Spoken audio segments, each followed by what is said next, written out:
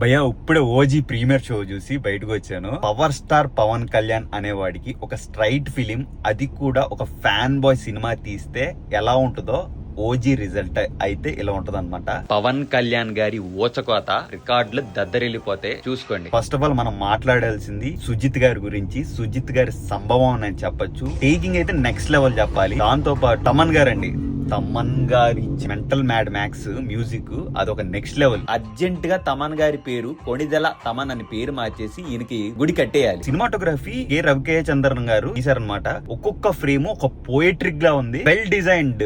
అసలు ప్రతిది production values గానీ ఏదైనా గానీ. ఫస్ట్ హాఫ్ ఇంటర్వెల్ బ్యాంగ్ లో ఒక సీక్వెన్స్ వస్తుంది అనమాట. Crazy next level. అసలు మీరు ఎక్స్పెక్ట్ చేయరు. నిజంగానే తగలబెట్టేశారు స్క్రీన్ మీద. ఫైర్ స్ట్రామ్ అంతే. నేను ఏదో అనుకున్నా, ఏంటి ఇంత హైప్ లేపుతున్నారు. ప్రతి లిరికల్ వీడియోని ఫాలో అయ్యాను. 2.5-3 years అనుకుంటా. ఒక టీజర్ మాత్రమే రిలీజ్ చేశారు. చాలా దాచిపెట్టారు అండ్ చాలా సర్ప్రైజ్లు ఉన్నాయి. నేను చెప్పను దాని గురించి.